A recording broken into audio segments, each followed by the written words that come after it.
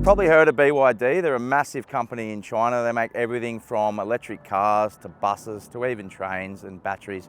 They made headlines recently for overtaking Tesla as the #1 EV seller in the world.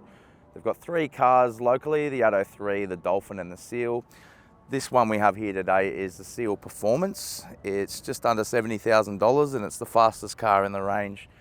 0 to 100 in 3.8 seconds, 390 kilowatts, 82.5 kilowatt hour battery with a maximum charge rate of 150 kilowatts. Now this is from the Ocean series, so BYD, they name a lot of their cars after marine creatures. So they've also got the Dolphin, the Seagull overseas, and the Shark Ute coming soon. What you will notice is the Seal's very sleek design. It's got a drag coefficient of just 0.219, so it's very slippery and air cheating design. It's got some sporty elements like these little fins on the side here and the pattern in the wheels, as well as this vent-like pattern up here in the C-pillar. There's also a diffuser at the back, so it definitely looks like a very sporty and modern car. It's quite a nice design, other than the front end, which kind of looks like a McLaren, in my opinion, with rat's teeth. We can see some quite body-hugging seats. The material is probably a little bit cheap, but it is quite comfortable, especially for back support. You've got electric adjustment as well as lumbar. And then you look at the center console here. It's got a very wavy, ocean-like design as well. And a lot of the controls like climate control and volume and drive motor here. I like the way they've integrated this, and this gear selector feels quite nice to the touch as well. They're doing what a lot of other car makers do by putting a driver and passenger wireless charging pad next to each other, which I think is a really neat touch. And then there's also underneath here a false console. On the steering wheel as well, you'll notice it's this part here, the materials are a little bit tacky in this, but they sort of make up for that with the design choices. You can press this button to rotate the 15.6 inch center screen, which is pretty nifty. And then you've got this button above that to toggle the cameras, which are 360. Very handy indeed. And then you've got all your ADAS controls here, such as adaptive cruise control, lane keep assist, and then the distance for the adaptive cruise control there. While your audio controls are on the right hand side, as well as answer the phone and your trip computer. I'm 176 centimeters. I've got quite a decent amount of headroom. One thing that really stands out is this beautiful polarized glass roof. It just adds another element of enjoyment to the journey. And you've got rear ventilation, storage down here with USB-A and USB-C.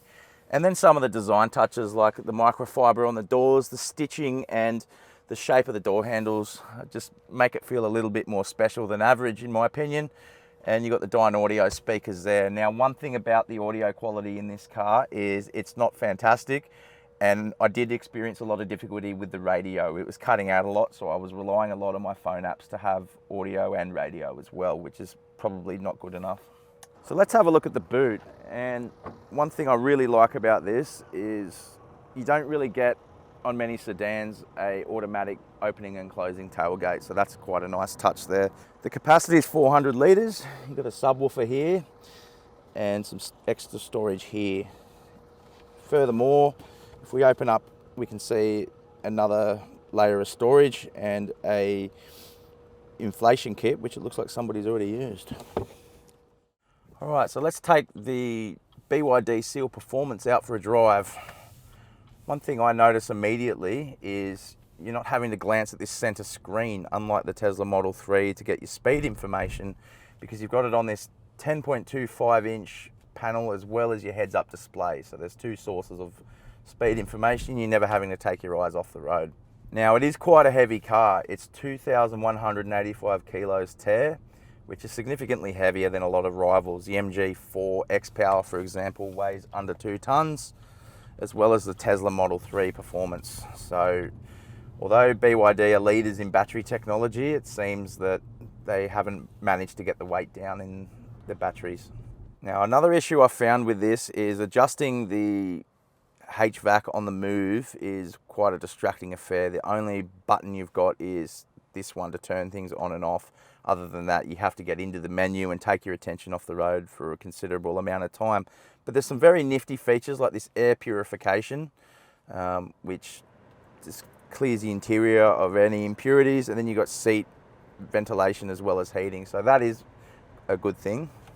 Now, we have taken this thing on some twisty roads to see what it is like around corners, and one thing we did find when we pushed it to 10/10 is the weight kind of creeps up on you. So you'll set it up for a corner, and then what you'll find is you're going to have to make some adjustments because the weight transfer is kind of unpredictable mid-corner.